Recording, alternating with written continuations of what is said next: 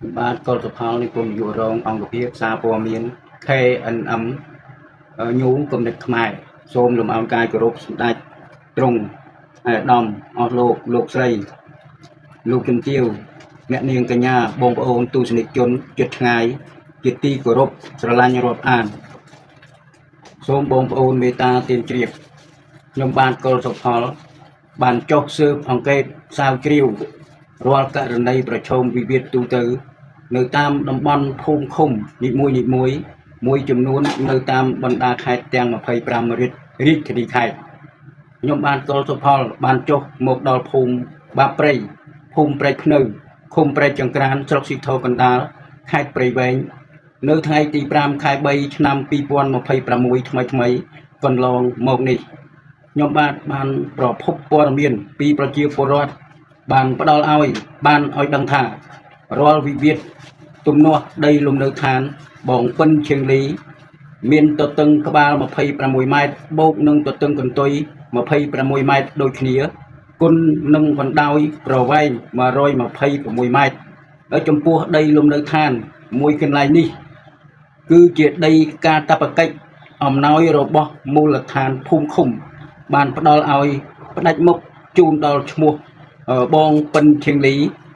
គឺគាត់បានស្ម័គ្រចិត្តលះបង់អាយុជីវិតយកសាច់ស្រស់ឈាមស្រស់ទៅការពារនៅព្រំដែនខ្មែរថៃគឺថ្ងៃខែពុំបានចាំគឺចាំតែអំឡុងឆ្នាំ2014អស់រយៈពេល4ឆ្នាំកន្លងផុតទៅហើយនោះ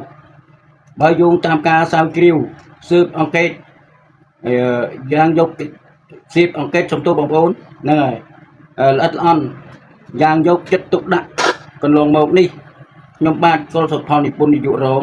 អង្គភាពសារព័ត៌មាន KNM ញូគំនិតខ្មែរសូមជម្រាបជូនបងប្អូនប្រិយមិត្តទស្សនិកជនជិតឆ្ងាយគោរពរាប់អានសូមជួយតាមដានដីលំនៅឋានរបស់បងពិនឈៀងលីខាងលើនេះមានទំនាស់ជាមួយលោកសុនផលជាង10ឆ្នាំកន្លងមកហើយអាស្រ័យហេតុនេះសូមបងប្អូនប្រិយមិត្តទស្សនិកជនតាមដានរាល់វិវាទដីលំនៅឋាននេះដោយមុនដំបូងលោកសុនផលភេទប្រុសកាលថ្ងៃទី7ខែ12ឆ្នាំ1959មានអាយុ71ឆ្នាំជនជាតិខ្មែរនិងប្រពន្ធយិនញេបកើតនៅថ្ងៃទី2ខែ5ឆ្នាំ1959អាយុគាត់ស្មើនឹង67ឆ្នាំជនជាតិខ្មែររស់នៅភូមិទួលអង្គញ់ឃុំភ្នៅ1ស្រុកស៊ីធរកណ្ដាលខេត្តព្រៃវែងគឺលោកសុនផលនិងប្រពន្ធយិនញេបរូបនេះមកសុំជួលដីលំនៅឋានរបស់បងពិនឈៀងលីតែបងពិនឈៀងលីសំទោសបងប្អូនពិនឈៀងលី1ឆ្នាំឲ្យ50000លុយខ្មែរនៅពេលនោះបងពិនឈៀងលីមិនយកលុយទេបងពិនឈៀងលីគាត់មិនយកលុយទេណាបងប្អូនហ្នឹងហើយមិនយកថ្លៃឈ្នួលជួលពាត់អីទេគឺសុនផលក៏ខ្ចីដីនេះទុកដាំស្មៅឲ្យគូស៊ីមួយរយៈពេលសិនបងពិនឈៀងលីក៏បានឲ្យខ្ចីរយៈពេលខ្លីសិនក្នុងការខ្ចីនេះគ្មានធ្វើលិខិតក្រដាស់ស្នាមអ្វីទេគឺខ្ចីតែមាត់ទទេតែប៉ុណ្ណោះតបតាមការជម្រាបជូនដល់រឿងរ៉ាវសំទោសបងប្អូនតបតាមការជម្រាបជូនរាល់រឿងរ៉ាវដីលំនៅឋានរបស់បងពិនឈៀងលីខាងលើនេះគឺពិតជាលោកសុនផលនិងប្រពន្ធយិនញេបពីរអ្នកប្តីប្រពន្ធរូបនេះប៉ុនប៉ងមានចេតនាគ្រោងទុកជាមុន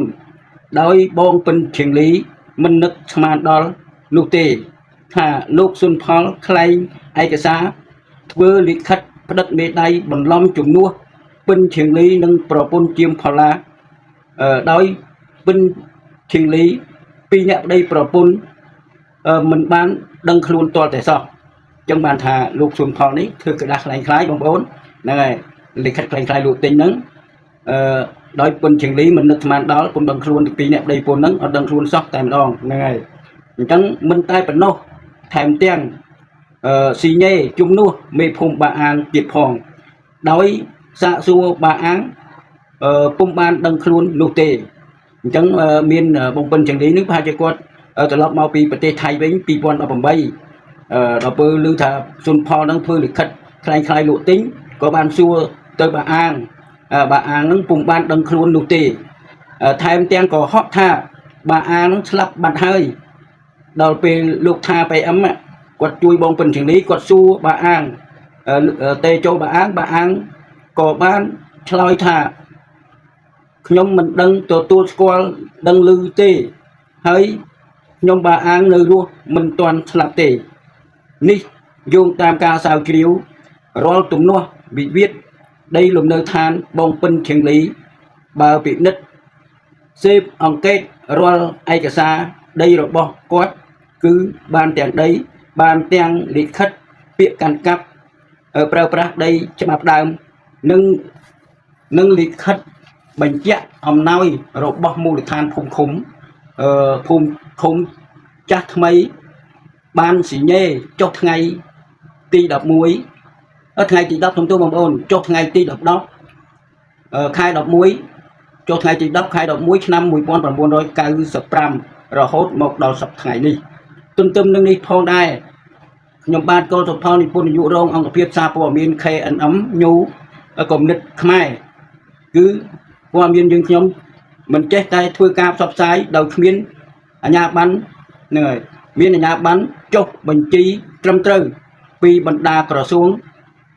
មួយគឺក្រសួងដែនជាតិប្រៃសណីទូរគមនាគមន៍2ពាណិជ្ជកម្ម3ហិរញ្ញវត្ថុពន្ធដារ4សាលាក្រុងទី5រដ្ឋមន្ត្រីមនុស្សសន្តិភាពនៃយើងបានទទួលស្គាល់ចុះបញ្ជីមានប្លង់រឿងត្រឹមត្រូវយោងតាមការសាវជ្រាវសេពអង្កត់មួយរយៈកន្លងមកនេះគឺខាងចុងបណ្ដឹងឈ្មោះសុនផលនិងប្រពន្ធយិនញេបរូបនោះគឺពុំមានឯកសារគ្រប់គ្រាន់ជាផ្លូវការណាមួយដើម្បីកំណត់ត្រឹមត្រូវនោះទេគឺពីអ្នកប្តីប្រពន្ធរូបនេះបានយកបង្កាន់ដៃកងជីវពលការចម្លងនោះមានបង្កាន់ដៃកងជីវពលហ្នឹងគឺគាត់បានលក់ទៅឲ្យកាលពីអំឡុង94 95នោះក្នុងបង្កាន់ដៃនោះមានឈ្មោះបងពិនឈៀងលីនៅពេលនោះបងពិនឈៀងលីគឺគាត់ជាប្រធានសេនាជនប្រធានជីវពលហ្នឹងណាបងប្អូនហ្នឹងហើយគ្រាន់តែបានដឹងឮថាដីជីវពលបានលក់ឲ្យសុនផលពិតមែនគឺពុំមែនជាដីខ្ញុំពិនឈៀងលីនោះទេអញ្ចឹងបងគាត់បញ្ជាក់ថាគាត់កាលនៅនោះគាត់ជាប្រធានណាគាត់ទទួលស្គាល់ថាជីវពលបានលក់ដីនោះទៅឲ្យសុនផលមិនមែនយកដីគាត់ទៅលក់ឲ្យសុនផលនោះទេអញ្ចឹងប្រហែលជាមានការបន្លំហើយយកប្រកាន់ដៃមកបន្លំចោទថាពិនឈៀងលីលក់ដីនោះទៅឲ្យសុនផលទៅវិញហ្នឹងហើយបញ្ហាហ្នឹងវាអញ្ចឹងទេសរុបសេចក្តីមកគឺលិខិតលក់ទិញคล้ายនឹងយកបង្កាន់ដៃដីជីវពលដែលមានឈ្មោះបងពិនឈៀងលីជាប្រធានទទួលស្គាល់កូនចៅគឺសុនផលយកលិខិតបង្កាន់ដៃនេះបងប្អូនបង្កាន់ដៃនោះមកបន្លំថាពិនឈៀងលីនឹងបានលក់ដីរបស់គាត់ទៅឲ្យសុនផលតែជាពិតគ្មានទេគឺដីជីវពលនោះទេចោតបងពិនឈៀងលីថាលក់ដីរបស់គាត់ឲ្យទៅសុនផលទៅវិញអញ្ចឹងបងប្អូនទូនីជនមេត្តាកុំអស់រំលងតាមដានថារាល់คล้ายរាល់លិខិតคล้ายរបស់សុនផលមានគម្រោងគ្រោងទុកជាមុននោះដែលមានចេតនាប៉ុនប៉ងនៅខ្ចីទេដែលខ្ចីទុំហ្នឹងហើយរាល់ធ្វើលិខិតលក់ទិញคล้ายនេះចាំស្ដាប់បន្តទៅទៀតបងប្អូនទូនីជនហ្នឹងហើយសូមបងប្អូនទូនីជនជួយធ្វើការវិនិច្ឆ័យរៀងរាល់ទង្វើបែបនេះបងប្អូនជួយតាមដានទង្វើបែបនេះតើអាចទទួលយកបានដែរឬទេណាបើសិនជាគាត់คล้ายអញ្ចឹងមានបំណងមានកំណត់គ្រោងទុករំលោភបំពានណាចង់បានដីរបស់បងពិនជាងនេះជាដីកតាបកិច្ចនោះណែអញ្ចឹងសុនផលនេះមានកំណត់បែបហ្នឹងមែនបើតាមការស្រាវជ្រាវរបស់ខ្ញុំបាទជាងកន្លះខែកន្លងមកនោះណាអញ្ចឹងមុននឹងខ្ញុំបាទធ្វើការផ្សព្វផ្សាយគឺបានចុះស៊ើបស្រាវជ្រាវយ៉ាងយកចិត្តទុកដាក់អំពីអង្គហេតុគ្រប់ជ្រុងជ្រោយបើតាមការស្រាវជ្រាវបងពិនឈៀងលីបានដាក់ពាក្យបណ្ដឹងចូលទៅឃុំព្រែកចង្ក្រានលើកទី1លើកទី2រួចមកហើយហ្នឹងហើយតែមេឃុំព្រែកចង្ក្រានពុំមានការដោះស្រាយទេគឺបងពិនឈៀងលីគាត់កើតទុកបន្សុកចិត្តនឹងអង្គប្តឹងចូលទៅសាលាស្រុកស៊ីធោកណ្ដាលពេលនោះសាលាស្រុកក៏មិនបានកោះអញ្ជើញដោះស្រាយដែរ ចឹងខ្ញុំបានកុលសផលនឹងពិនឈឹងលីនឹងទៅដល់សាលាស្រុកចៅវាយស្រុកចាស់មុននោះគឺឡើងទៅប្រជុំទៅដល់សាលាស្រុកបងប្អូនទៅដល់សួររសាលាស្រុកនៅអត់សួរបុគ្គលិក BO ស្រុកបានហ្នឹងគឺមានប្រសាសន៍ថាគាត់អត់នៅទេគាត់ឡើងទៅប្រជុំអញ្ចឹងក៏សុំលេខហ្នឹងហើយសុំលេខទូរស័ព្ទដើម្បីទេចូលឲ្យមិនលើកនឹងលោកអាបាត្រង់គឺអត់លើកទេឡើងប្រជុំរហូតហ្នឹងហើយគឺរវល់នេះរវល់នោះមិនចេះចប់អញ្ចឹងខ្ញុំសារព័ត៌មានខ្ញុំបានលេខទូរស័ព្ទធ្វើការទេចូលមិនលើកណានិយាយទៅអាបាត្រង់ណាចៅច្បាយស្រុកចាស់ហ្នឹងគឺគាត់អត់លើកទេដល់បងប្អូនហ្នឹងហើយនេះជាចម្ងល់របស់ខ្ញុំសូមបងប្អូនប្រិយមិត្តទស្សនិកជនចិត្តឆ្ងាយគោរពស្រឡាញ់រាប់អានជួយធ្វើការវិនិច្ឆ័យអំពីករណីវិវាទដីលំនៅឋានទំនាស់ខាងលើនេះលោកចូលមកដល់ថ្ងៃទី7 ខែកុម្ភៈឆ្នាំ2026បងពិនឈៀងលីបានដាក់ពាក្យបណ្ដឹងទប់ស្កាត់ចូលមកចៅវាយស្រុកថ្មីហ្នឹងហើយអំពីសុនផលនិងប្រពន្ធយិនញេបបានក្លែងឯកសារលិខិតទិញលក់នៅថ្ងៃទី26 ខែ 3 ឆ្នាំ1995គឺលោកសុនផល2អ្នកប្តីប្រពន្ធរូបនេះក្លែងលិខិតទិញលក់មុនដែលពិនឈៀងលីមិនទាន់បានដីផងអញ្ចឹងបានថាបងប្អូនជំនុំជនធ្វើការវិនិច្ឆ័យមើលតើទូលោកសុនផលនិងប្រពន្ធយិនញេបរូបនេះគាត់ក្លែងលិខិតលក់ទិញខ្លាំងខ្លាយហ្នឹងគឺទិញមុនបងពិនឈៀងលីបានដីបងពិនឈៀងលីបានដីថ្ងៃទី10ទេដល់ពេលដាក់លិខិតខ្លាំងខ្លាយថ្ងៃទី26 ខែ 3ហ្នឹងហើយបងពិនឈៀងលីបានដីទើបបានថ្ងៃ10 ខែ 11ទេថ្ងៃទី10 ខែ 11 1995ដូចគ្នាអញ្ចឹងខុសដល់ទៅ7 ខែណាចិត្តមួយឆ្នាំបងប្អូន7 ខែ 7 8ទៅ9 10ហ្នឹងហើយចិត្តមួយឆ្នាំអញ្ចឹងខុសត្រូវថ្ងៃខែខុសប្រកដី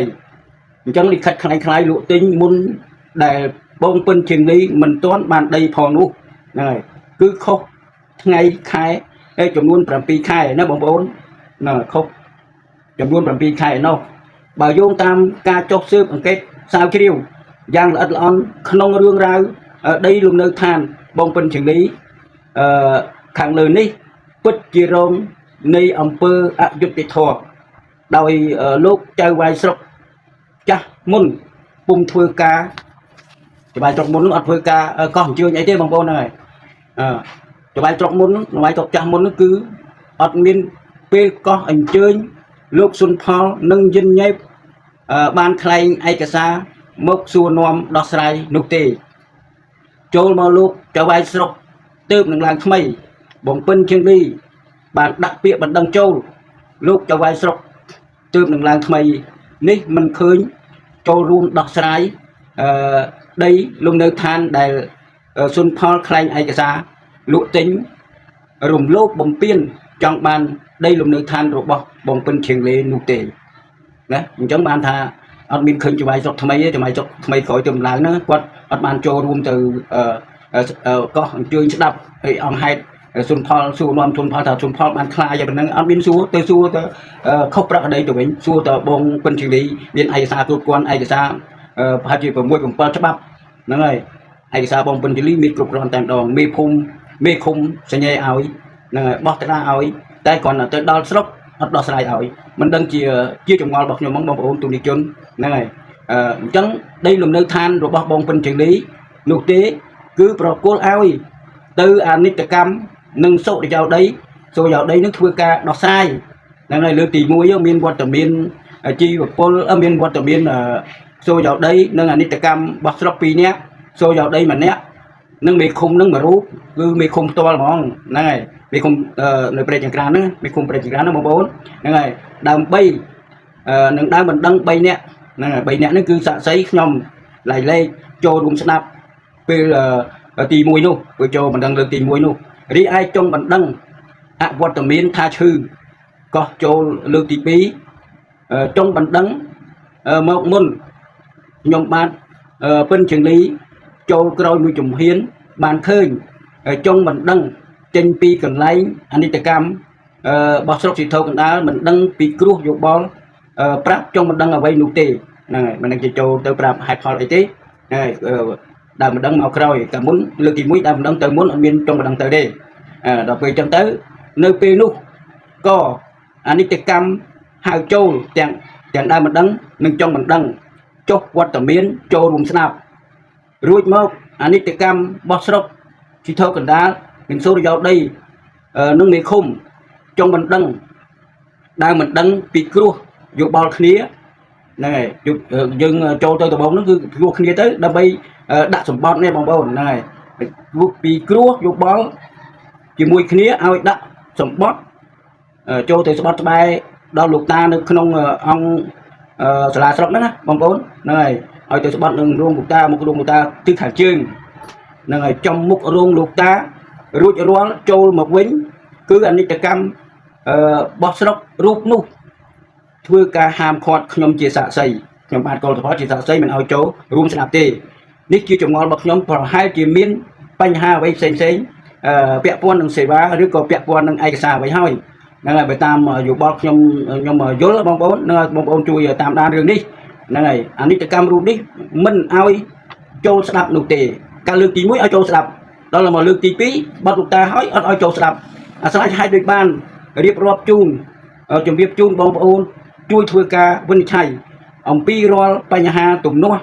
đây là nơi than bong pin trường lý chia chun rong kru nè bong pin trường lý chia chun rong kru còn mau bị thay với năm pi pon đào bồng bấy nó cứ con lồng ban nó phụ khinh là ao chay đây nó năm mai cu mà dạ clay sân đi đầu bên cùng rong kru tục chỉ muốn lui thưa ai cái xa lụa tính nơi bằng lom ai cái xaอย่างนี้chỉ nè rong kru nè trong pin trường lý con không biết là chui qua thế cứ admin ca có hành chơi nơi nơi pe ba sọc muốn ba sọc rồi còn chân tiết nè số bông bông tu niệm chun công ông lớn nè trắng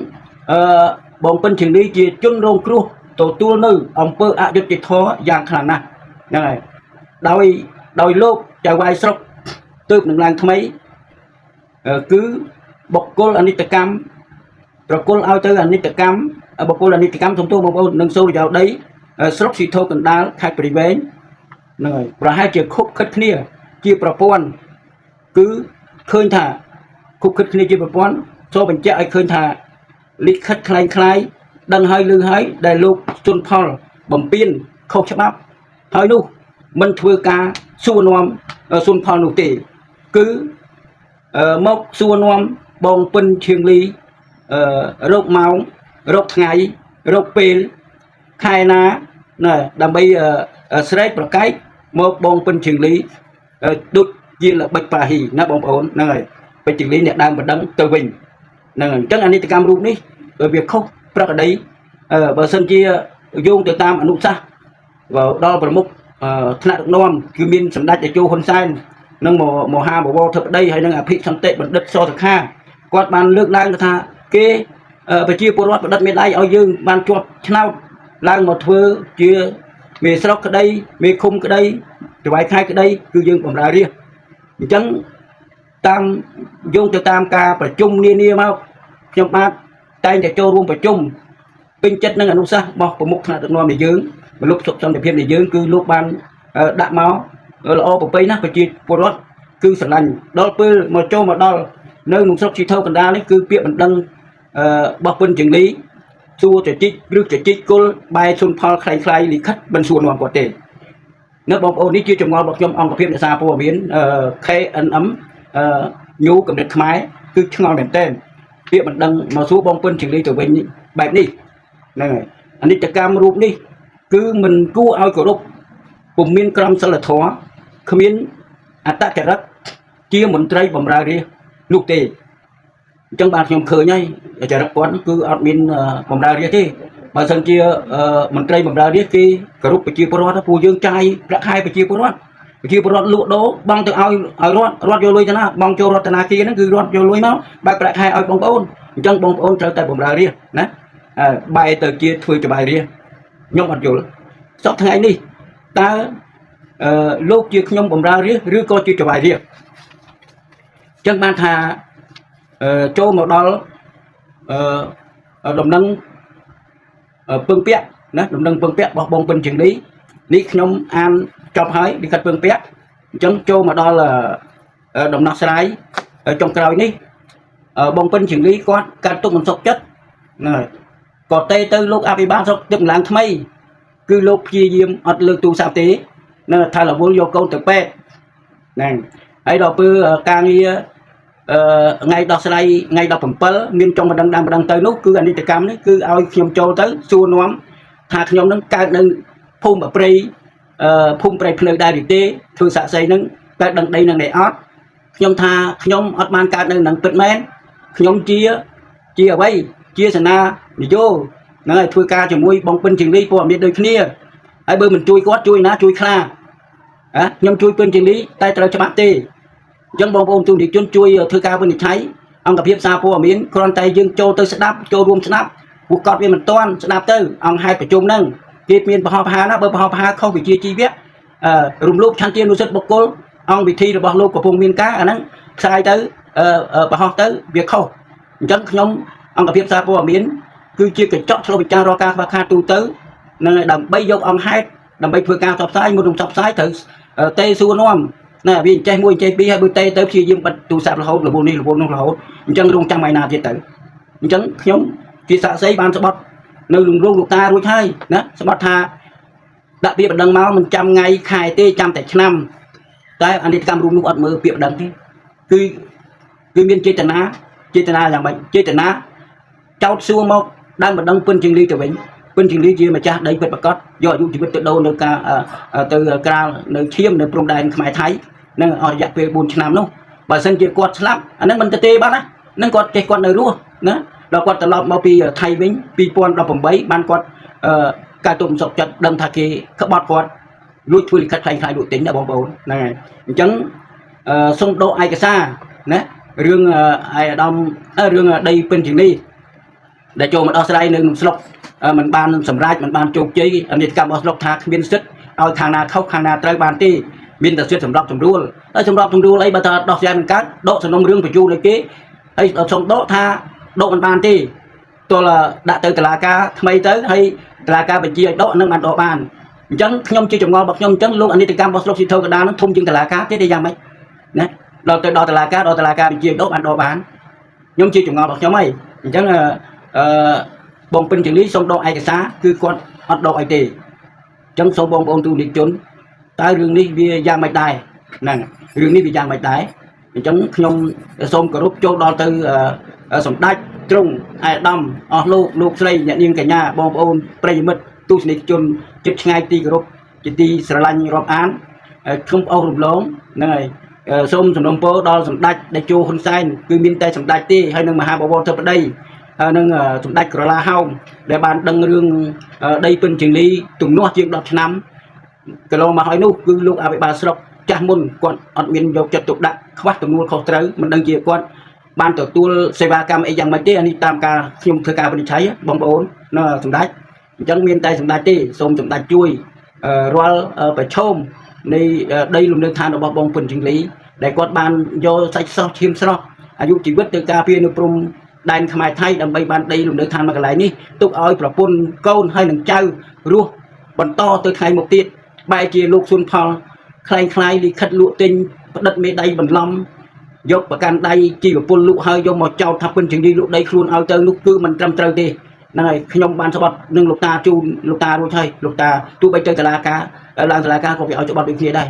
trong nhom một người phải chọn đi xôm group chumpo chúng ta trung hai đông họ luôn lục lên nhận nhiên cả nhà bông ôn play mất chẳng o chụp tay sạch đây sốc group praka công bay khàn lời từ tina sắm lại ở bàn chụp chơi con việc đi